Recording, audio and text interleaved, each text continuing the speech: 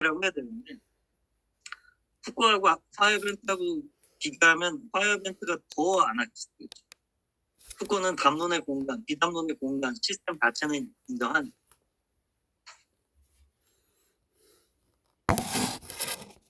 남았는데 열심히 읽어보도록 하죠. 그래서 104페이지. 이게 제가 말씀드리는 게 물론 저의 어떤 혼자만의 생각도 있지만 이게 후쿠나 이런 사람들이 한국에서 쓰이는 논문 혹은 세계적인 석학들, 위대한 사람들이 인정받은 사람들이 논의를 할 때 이런 맥락에서 후쿠를 인용을 해요. 그래서 이런 걸 이렇게 들어두시고 논문을 읽으시면 지금 논점이 이거고 그래서 후쿠가 타지하는 철학적 스탠스 같은 건 이런 거고 반대자들은 어떤 논점을 어떤 측면에서 비판하는 거고 이런 걸 상대적으로 이해하실 수가 있죠. 104페이지에 한 10개. 즉 자기인식과 단순히 동일시될 수 없는 많은 자기배려 방식들이 존재했습니다. 자기배려와 관련된 플라톤 사회의 모든 운동은 사실상 선재하는 오래된 수많은 실천들을 포섭하고 재통합해 그것을 질서화하고 그노티세아우트넷이라는 대원리에 종속시킵니다. 자기 자신을 인식하기 위해 자기를 되돌아보아야 한다는 말입니다. 한 세 줄 지나서 따라서 자기인식을 중심으로 모든 기술들의 통태적 재구성이 이루어집니다. 사실은 모든 학자, 모든 철학자, 사실은 모든 사람이 하는 일이 자기 관심에 따라서 세계를 총체적으로 재구성합니다. 그래서 예를 들어서 일격이라고 말할 때 이는 분명히 은유적입니다. 지난번에 나는 너 자신을 알라가 자기인식과 자기배려 간의 긴 역사적 범위를 갖는 이 어려운 문제들을 상기시켰습니다. 근데 철학 웃기지 않더라도 좀 희화하기 위해 데카르트적 속란이라고 내가 명명한 바에서 꼼짝하려고 했던 이유들 때문에 근대 철학은 데카르트부터 근대 철학이라고 부르는데 처럼 자기 인식을 강조했고 결과적으로 자기 배려의 문제를 망각하고 어둠에 방치하며 소외시켜버리게 되었다고 생각합니다. 따라서 올해 강의를 통해 나는 오랫동안 자기 인식에 보이던 특성과 관련하여 자기 배려를 재출현시키려고 합니다. 무슨 하이데거의 책을 보는 것 같죠? 따름패, 탈망. 그래서 내가 니체를 53, 4년경에 읽었을 때는 그렇게 의미가 잘 안 와닿는데 하이데거 공부를 하고 니체를 읽으니 니체가 완전히 새롭게 읽히고 니체에게 엄청난 영향을 받았다라고 그가 인터뷰에서 말했거든요. 그러면서 사람이 잘 알고 학자가 잘 알고 거기에 대해서 논문을 쓰는 철학자가 잘 알고 있지만 논문을 쓰지는 않는 철학자를 가지고 있는 것은 굉장히 유익한 일인 것 같습니다. 제가 잘 알고 있고 논문을 쓴 철학자는 니체고 잘 알고 있지만 논문을 쓰지 않는 철학자는 하이데거입니다. 그래서 우리 자신의 역사적 비판적 존재로 이런 말을 하고 지금도 되살린다는 식으로 이렇게 말하는 게 너무나도 하이데거적인 탈인대 운동의 후코 버전처럼 보이는 거죠. 자기 배려를 다시 출현시키면서 내가 말하고자 하는 바는 자기 인식이 전혀 존재하지 않았다고 중요성이 없다고 대적인 역할을 했다는 말이 결코 아닙니다. 사실 내가 주장하고자 하는 바는 거기에는 좋은 예가 있는데 자기 인식과 자기 배려의 탁정입니다. 아까 제가 자기 인식과 자기 배려랑 분할계로 난다 이런 표현을 들었죠. 그게 분리 불가능하게 얽혀 있는데 데카르트가 놀랍게도 분리시켰다는 거예요. 근데 자기가 볼 때, 후고가 볼 때 이거 다시 엮어서 이 착종된 건강 같은 말 쓰면 안 되는데 왜냐하면 후쿠가 이렇게 말하거든요. 그러니까 니체와 후쿠의 차이점을 제가 이제 논문에서 학위 논문에 다룰 수밖에 없습니다. 그 몇 가지로 정리했는데 그 중에 하나는 니체는 이런 말을 해요. 세상이 정치병원이고 미친놈들이 참 많아. 그러니까 자기와 입장이 다른 사람을 비판할 때 미쳤다, 정신병자, 정신병원 이런 말을 아주 부담 없이 써. 니체는 옛날 사람. 근데 후쿠는 이런 말을 해요. 한 철학자가 어떤 사상에 대해서 논하면서 건강하니, 병적이니 이런 단어를 사용해서 그 철학을 지칭할 때 그 철학은 굉장히 위험한 방식으로 펼쳐지고 있는 것 같습니다. 나하고 다른 게 틀렸다를 넘어서 미쳤다. 정신이 온전하지 못하다. 이렇게 그게 결국 내가 맞고 나는 숲을 보고 너는 틀렸고 너는 나의 교정과 계몽의 대상이고 가 되는 거야. 그러니까 니체가 원래 그런 말을 쓰면 안 돼요. 근데 니체가 그런 말을 아무 생각 없이 쓴 거죠. 근데 후쿠오가 그걸 교정한 거예요. 왜냐면 니체는 오늘날 읽으면 뭐 불편한 지점이 너무 많거든요. 여성에 대한 관념이 너무 어이도 없어가지고 불쾌하기 짝이 없고요.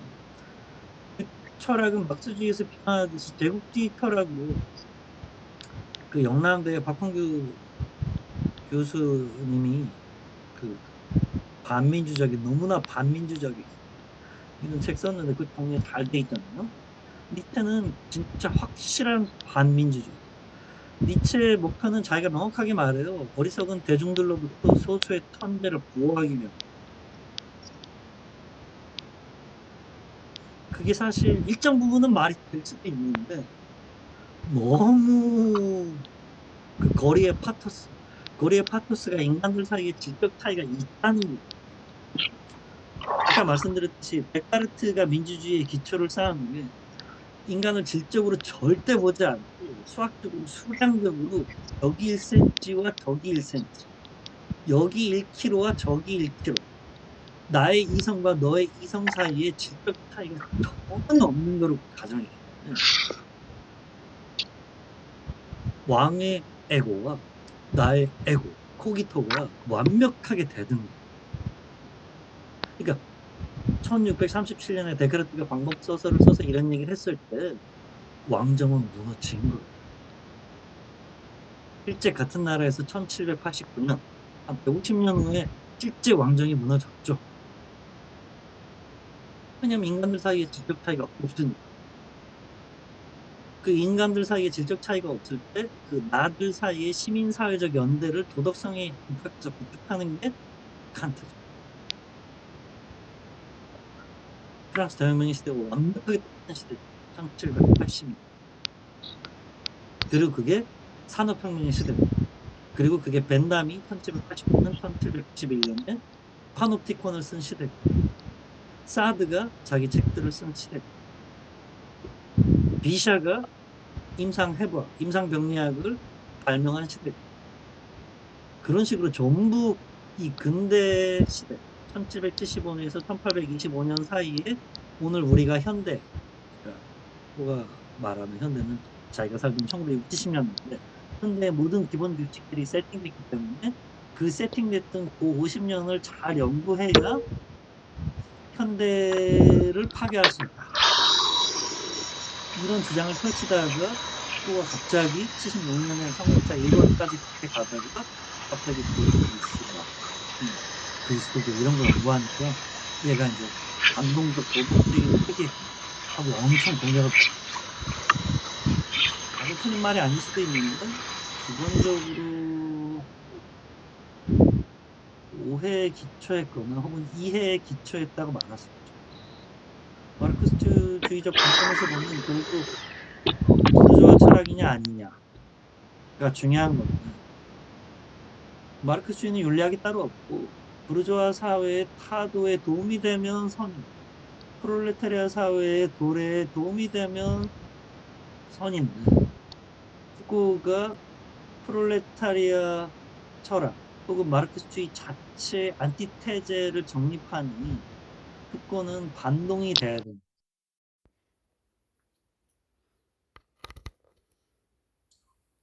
그리고 후코는 끝까지 공산주의의 반공 노선을 걸어요. 그래서 좌파들하고는 연대하고 아나키스트 좌파가 되는데, 아나키스트 좌파하고 마르크스주의 좌파, 흑과 적이 더 원수거든요. 마르크스주의자가 제일 싫어하는 원수는 자본주의자들이 아니라 아나키스트주의자예요. 왜냐하면 에피스테메를 공유하고 있기 때문에, 공통분모를 공유하니까 아예 상관없는 무신론자나 자본주의자들, 아나키스트들이 더 적이죠. 그래서 북한에서 아나키스트는 뼈도 못 추리잖아요. 소련에서. 자, 그래서 탁종, 그게 그 페이지 105페이지 중간에 딱 정리가 돼 있어요. 그노티 세아우톤, 자기인식과 에피멜레이의 핵아웃, 자기배려의 상호 호출, 역동적 탁. 이 역동적 탁종과 상호 호출이 플라톤의 특징. 그래서 소크라테스는 자기인식, 자기배려의 동시적 대가. 다음 줄. 이 착종은 그리스 헬레니즘 로마 시대의 사유와 역사에서 재발견됩니다. 그러다가 모든 게 다 데카르트 때문에 망치게 되는 한참 나중 일이고, 그 다음에 끝으로를 읽고 오늘은 듣도록 하죠. 113페이지를 보세요. 8분 남았는데 열심히 읽도록 하죠. 113페이지 시작하는 단어는 끝으로 앞에서 여러분에게 언급했으므로 다시 재론하지 않으려고 합니다. 자기 배려는 남성의 연애술에 관련됩니다. 불편하지만 이때는 여성은 2등 시민이기 때문에 폴리스의 시민 자격이 없죠. 플라톤에게 이 관계는 차츰차츰 분리되어 남성의 연애술은 헬레니즘 시대와 로마 시대의 자기 테크닉, 자기 수련에서 사라져버립니다. 이게 진짜 재밌는 게, 플라톤은 분명히 어렸을 때 어떤 스승님의 청년 애인을 했단 말이에요. 근데 플라톤 책에 보면 점점 그걸 부정적으로 묘사해요. 그래서 이 동성 멘토 멘티 시스템의 파괴에 가장 기여한 첫 번째 인물이 정말 플라톤인 것 같아요. 그 책 읽어보면 그 전 사람들한테 거의 안 나오고, 플라톤 책에서 플라톤 책들을 처음부터 끝까지 차례대로 읽으면 점점 부정적인 묘사가 더 많아요. 우리가 생각하는 플라토닉 러브는 육체에 대한 사랑에서 관념에 대한 사랑으로 점점 뛰는, 상승하는 그 운동이잖아요. 그 상연 심포지움에서 말하는 것처럼. 근데 그게 초기의 단편이기 때문에 거기서는 그걸 나쁘게 그리질 않아요. 소크라테스가 분명히 개인이 둘셋씩 있는 걸로 나온단 말이에요.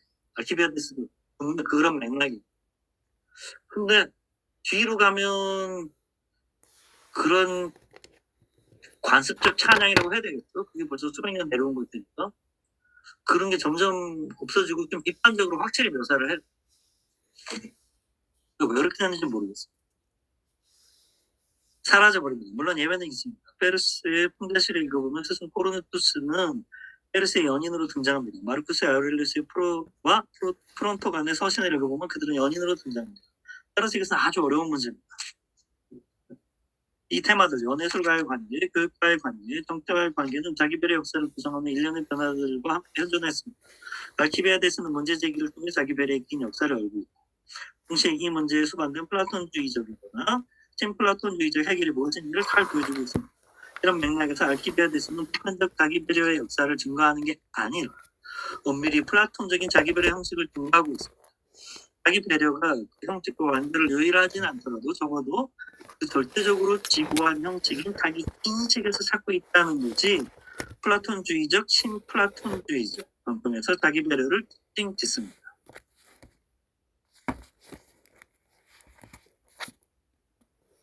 둘째로 자기 배려의 주요하고도 지고한 형식인 자기 인식이 진리에 접근할 수 있게 해준다는 사실이 플라톤주의와 신플라톤주의적 경향의 특징일 것입니다. 딱 그렇게 묘사를 하죠.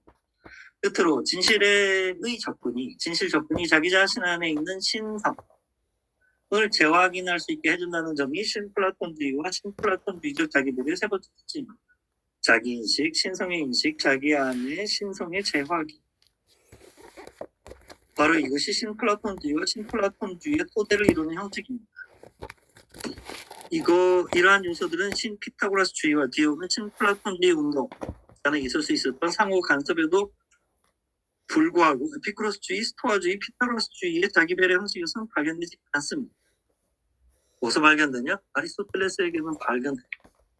니코마코스 윤리학에 보면 윤리, 에티카의 정의가 자기 품성의 도야인데 자기 품성의 도야를 아리스토텔레스가 뭐라고 정의하냐? 자기와 자기와의 관계라고 정의하고.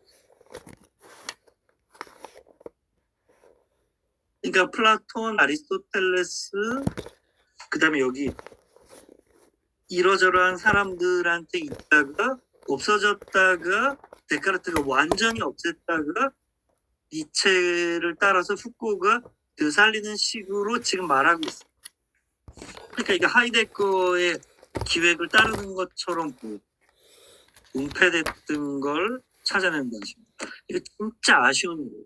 후코 정도면 78년에 일본에 와서 살려고 할 때 일본에 와서 살았으면 서양이라는 한계의 바깥을 보게 됐을 거고 그러면 이런 식으로 죽기 직전에 서양 사상의 원리를 하이데거적으로 돌아가서 재구성하는 식으로 하지 않고 서양 세계의 바깥으로 나올 수 있었을 것 같은데 이렇게 서양으로 돌아가죠. 니체와 하이데거. 그래서 이거는 비서양인으로서 후코가 결국 오리엔탈리즘이라는 단어는 조금 과하긴 하고 서양 철학의 서양적 합리성의 한계와 조건을 탐구한다고 말했는데 서양적 합리성의 한계와 조건의 바깥을 사유하지 못했군요. 그게 후코의 랭팡스, 사유할 수 없음. 후코의 사유의 한계이자 조건이었구나 라고 안타까운 마음으로 얘기하게 되는 거죠. 아무튼 플라톤주의와 신플라톤주의 형식들에서처럼 이런 요소들이 본토하고는 구성되지는 않았습니다. 아무튼 이 점에 입각해 본대 사상에서뿐만 아니라 적어도 17세기까지 데카르트, 유럽 사상에서 중요한 플라톤주의의 역사를 발견할 수 있다고 생각합니다. 역설은 다음과 같습니다. 즉 한편으로는 플라톤주의는 신성을 자기 안에서 확인하는 행위인 자기 인식에 의해서만 인식과 진실 접근을 이해하고 있었다는 점에서 다양한 영성 공동의 주요 근원이 됐습니다. 이 순간부터 플라톤주의에서 인식과 진실 접근은 자기 자신과 신성과 관계를 맺는 영혼의 영성 운동을 통해서만 진행될 수 있었습니다. 즉 그것은 신성과의 관계인데 그것은 영혼이 자기 자신과 관계를 맺고 있기 때문이고 그것은 자기와의 관계인데 그것은 영혼이 신성과 관계를 맺고 있기 때문이죠. 그래서 신앙은 다 이렇게 돼 있습니다. 즉 신성인 자기와의 관계와 자기인 신성과의 관계라는 이 자기와 신성에 대한 이 같은 조건이 진실 접근의 플라톤주의적 조건이었습니다. 그러니까 아리스토텔레스는 이거를 내재적으로 넣어버리잖아요. 중세 보편 논쟁에서 다시 반복되듯이. 그게 제가 볼 때 동학에 모두가 하늘님을 모시고 있다. 모시는 사람들이 똑같은 구조로 돼 있어.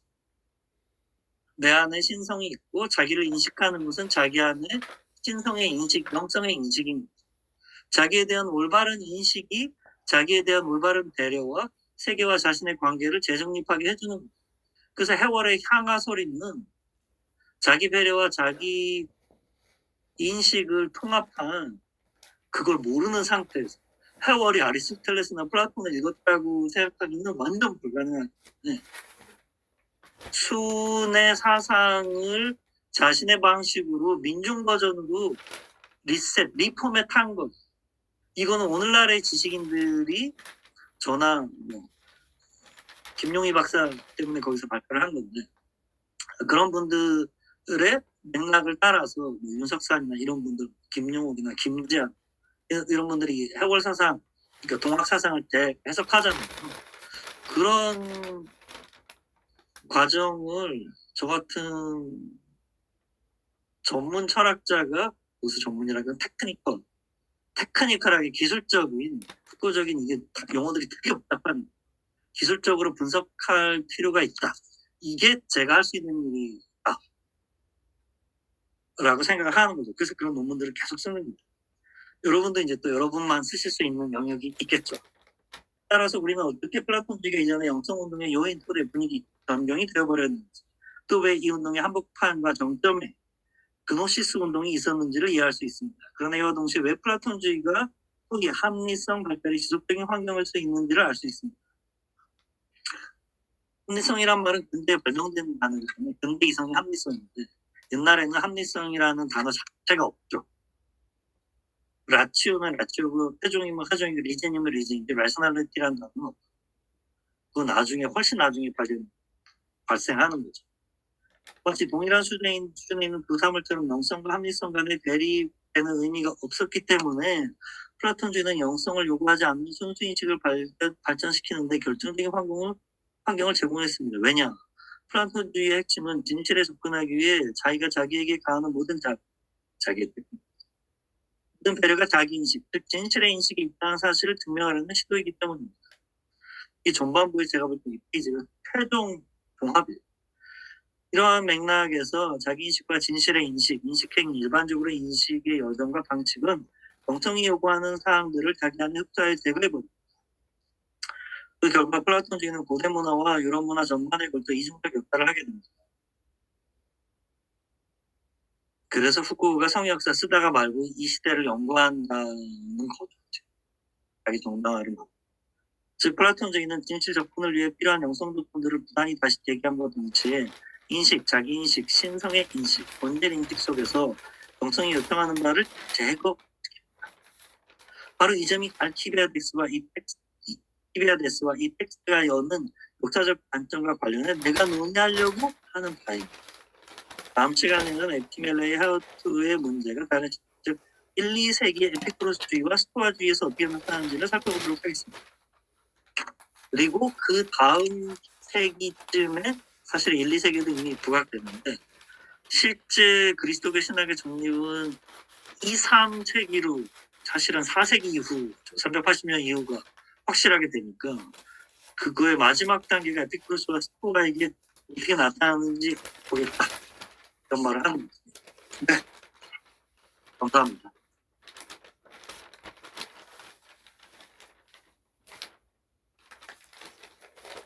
감사합니다. 네, 고맙습니다.